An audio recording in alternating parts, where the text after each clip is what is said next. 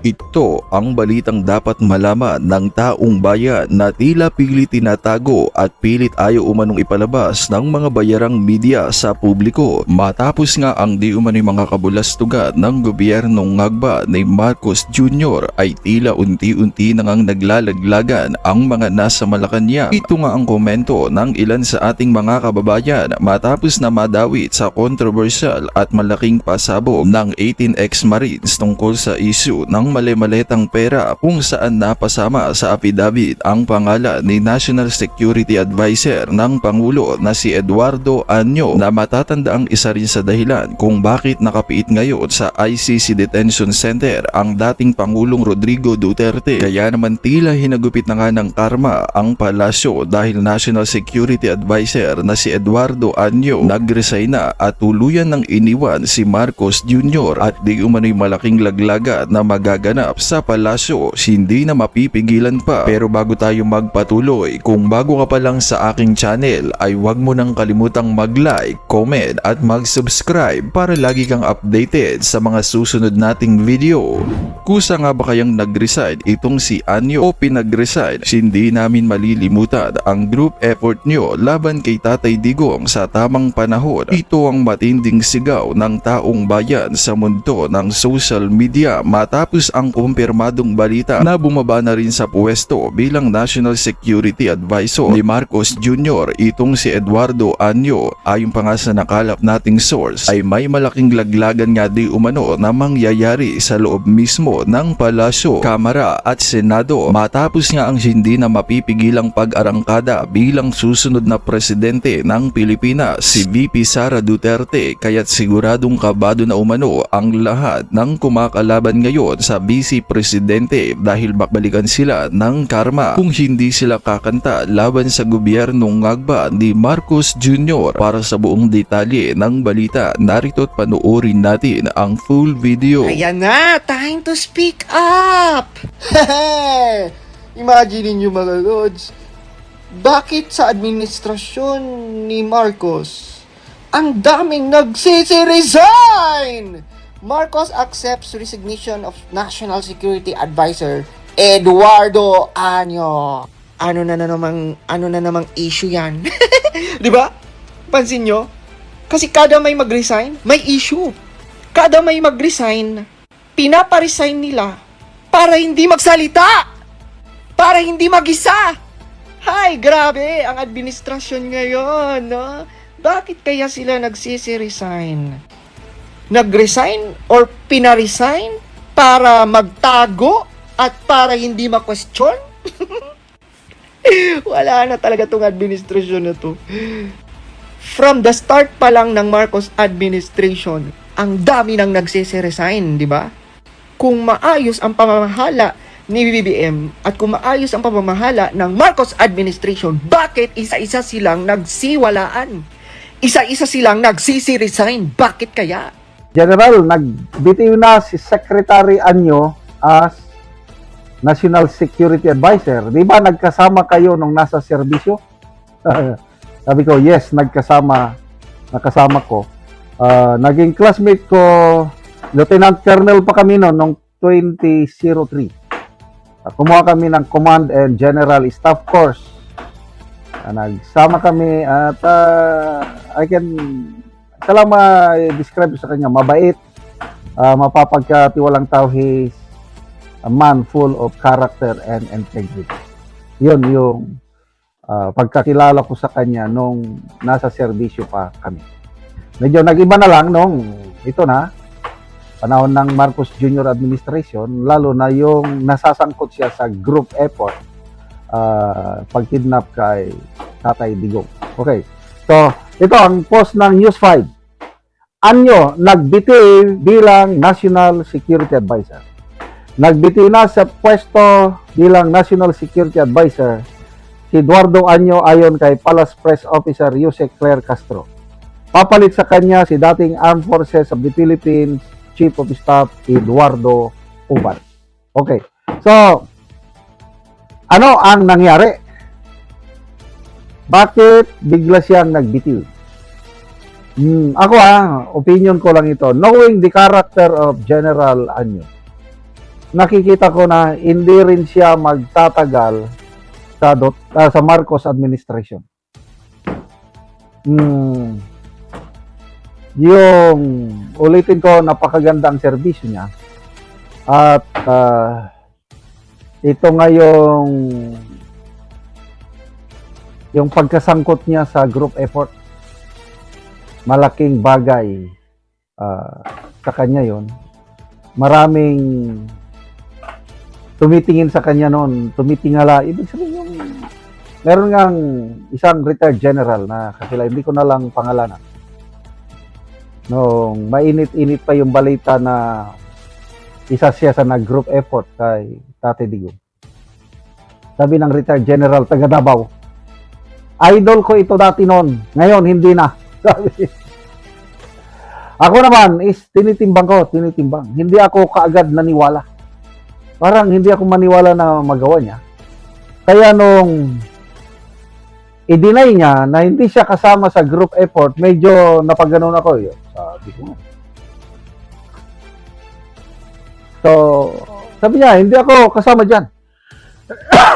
Hindi ako kasama. Kaya, tignan nyo, yung sinampang kaso sa ombudsman ni Senator Amy as chairperson of Foreign Relations Committee, ang mga nasampahan lang ang kaso yung magkapatid na Rimulya. Tapos si General yung PNP chief at saka si Torre. Sino na ba yung PNP chief na ano niya? Kalimutan ko. And then yung Yusik Lamanilaw. Sila lang yung ano. Ay kung kasama pa sa group effort si Secretary Anyo, dapat sinampan din sana ng kaso. Kaya hindi. So, ito ngayon, ano ang nangyari? Bakit siya nagano? Tungkol na ito sa nangyayari, lalo na itong krisis ngayon sa langis, lalo ito, again, these are just my opinion. I might be wrong. Dalawang issue na nakikita ko na hindi sila magkasundo-sundo, itong how to handle the oil crisis and yung napapabalitang rumors sa kalusugan ng Pangulo.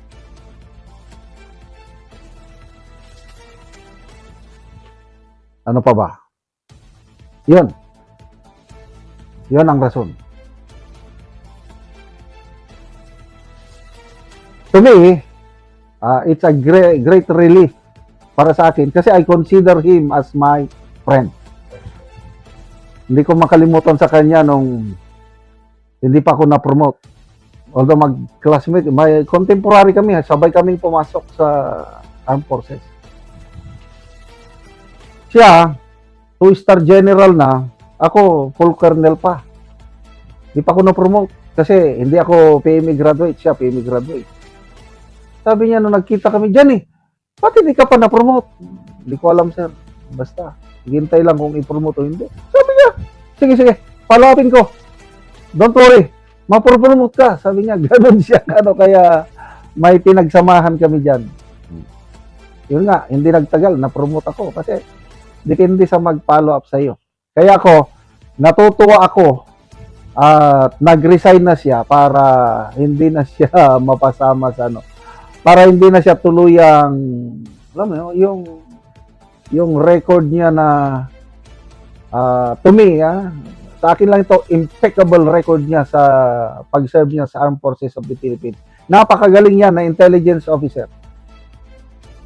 Ano lang, napaka low-key, hindi siya mayabang, pala kaibigan. Wala siyang kaaway. Sa nalaman ko lang, wala. Dahil ang bait. Kaya salamat.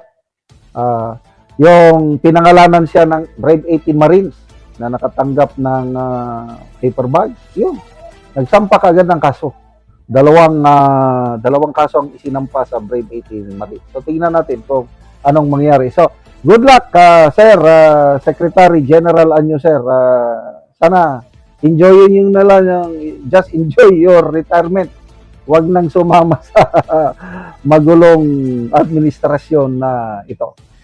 Ito pag-usapan natin kasi dito talaga makikita natin na wala talagang kakwenta-kwentang testigo itong si Madriaga.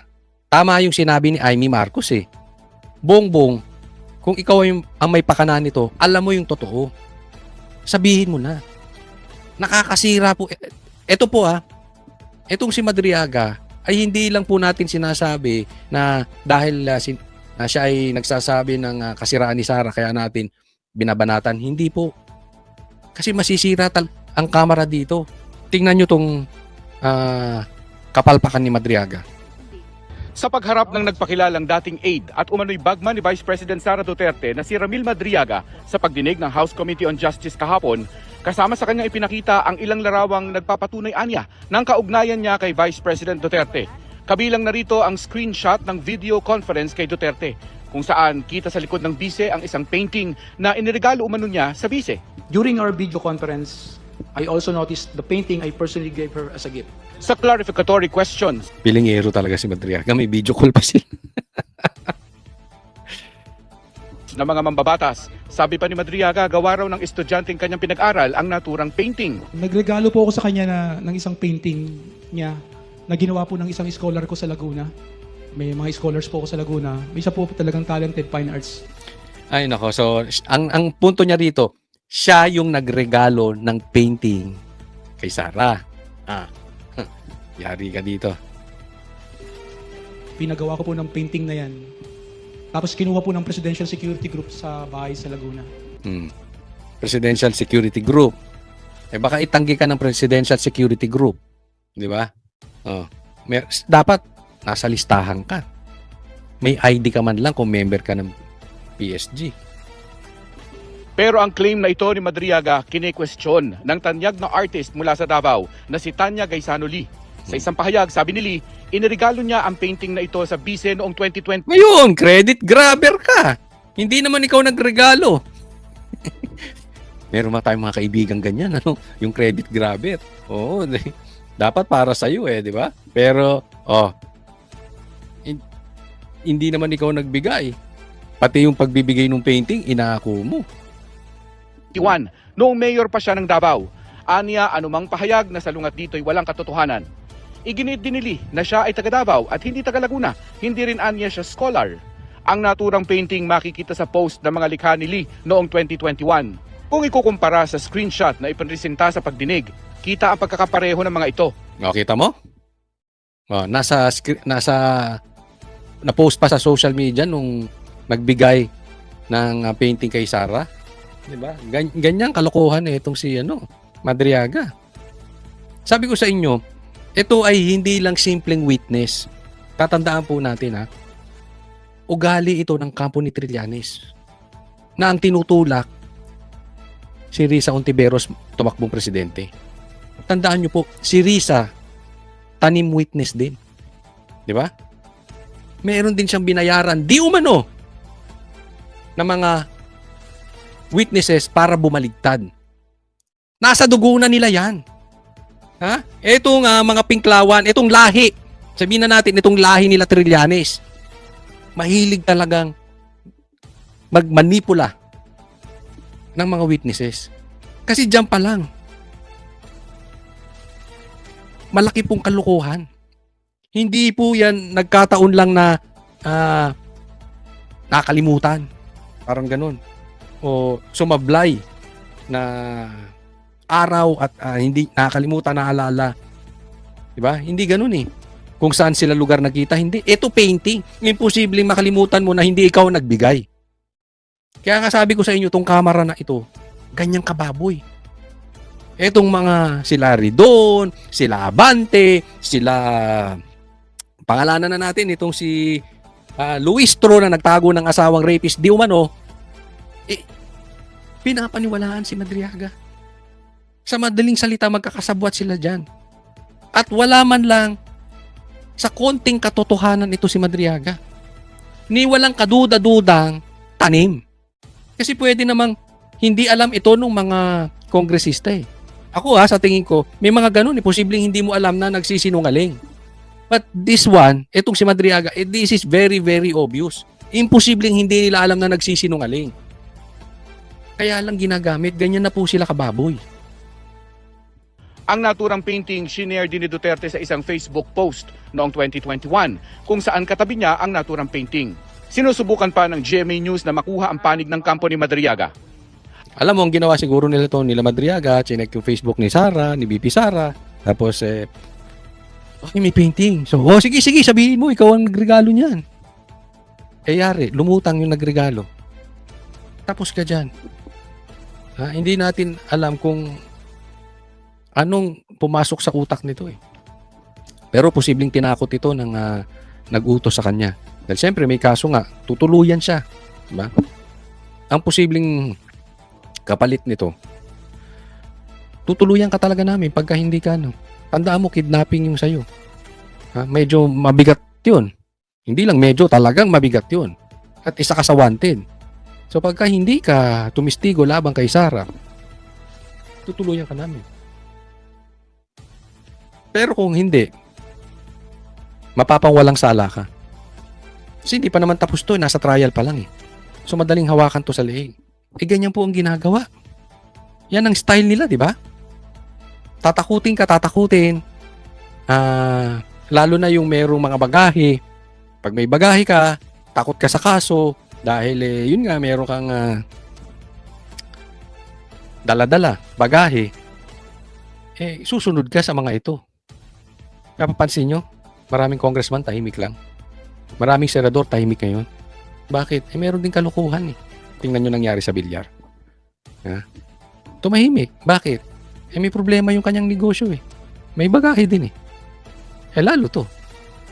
So, naipit siya. But, sige. Tumaya ka dyan eh. Pagdating mo 2028, tapos ka. Next po. Ito, pag-usapan natin yung pagtakbo ni Leni bilang presidente sa 2028. Sinimulan na at eto na. Kinakargahan na nila. And then this week we'll try to come out with the preference. But for the first time, we're probably going to publish something. The big chunk This of is presidential election preference. for 2028. Kung yung preference sa 2028 presidential election. A big chunk of the surveys commission, but Survey ito, pag-usapan natin. the parts that we can now share are quite telling. For example, the vice president's numbers went down for the first time in 4 quarters. Okay. Si Ating, yan na nga. Atat ka, banata mo na si Sara. Atat eh. Yan na nga. Sige, yan na. Sige. Paano ba sinasabi niya? Bumaba sa survey si Sara. No, this is for 2028 Octa Research. preference. The number 2 is not anymore a universe away. Okay, the number 2 person is now just between 9 to 12 points away na. So yung gap nagnarrow na po, and just in 1 quarter. So we'll come out with a more systematized report next week na siguro. Yan, okay. Ito na. Okay, ito optics niyan. Ito gusto nilang palabasin dito. Ito naratibo diyan. Si Sara bumaba sa survey. Tapos yung pangalawa tumaas. Which is si Leni. Bumaba si Sara, si Leni tumaas. At ang distansya nila ay 9 to 12% na lang. Anong ibig sabihin? Yung nangyayari sa impeachment na ginagawa sa Kamara ay bibigyan nila ng optics, mind conditioning na bagamat alam nating lahat na si Sara ay hindi mai-impeach kasi pagdating sa Senado wala silang numero. Pero bumababa na. Kasi nakikita na ng taong bayan ang kasiraan at ang kabulukan ni BP Sara. Ganyan po ang optics na gusto nilang palabasin. Nakikita na po natin. Yan naman ang sinasabi nila eh. Malayo pa yan. Kaya nga may impeachment. Diba? Sagutin ni Sara. At pag lumabas ang baho niyan, pwede pang matalo si Sara. Yan na, minamain conditioning na tayo. At hindi ito malayo sa katotohanan dahil may problema tayo sa COMELEC. Pagdating sa 2028, kunwari lang, magkadikit sila. sa survey. Tapos papasok na si Garci. Yang Garcia na yan sa 2028 as COMELEC.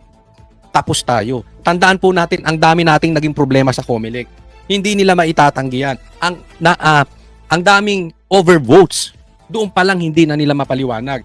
Si Bam Aquino at saka si Kiko na wala naman sa survey biglang nanalo. Kahit nga ata sila Tito Soto, sila Lacson wala sa survey.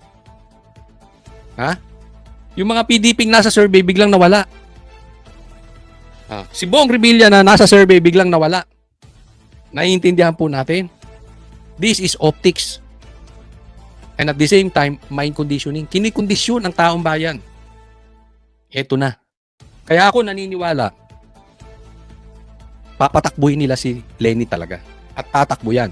Mamaya, paliwanag natin.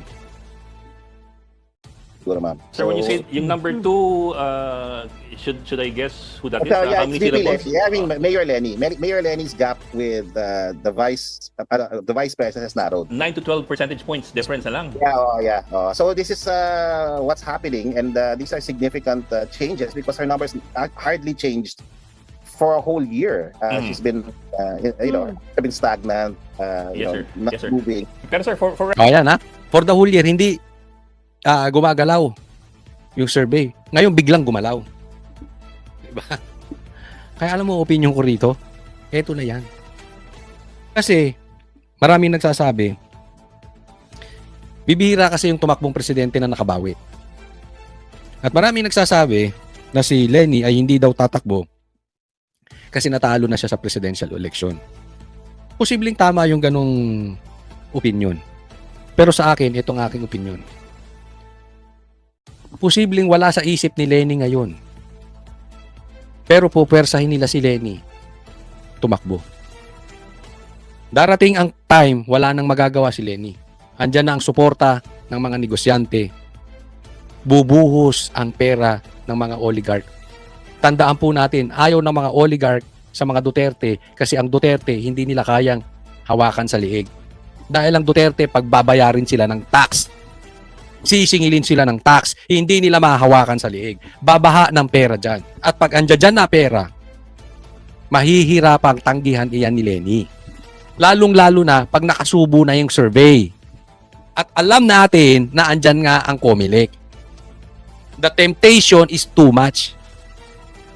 Nakukuha po natin. Kasi hindi naman po lingid sa ating lahat. Even ako, I admit, ang pinakamalakas na posibleng makalaban ni Lenny ay ni BP Sara ay si Tulfo or si Lenny. Si Tulfo umayaw na at hindi talaga tatakbo yun. Kaya ang natitira na lang si Lenny. So gagawin na lang lahat paano patatakbuhin yan. Naiintindihan? Kaya ako, naniniwala ako, malaking porsyento tatakbo yan as president sa 2028. Kayo ba? Ayun, matanong ko kayo.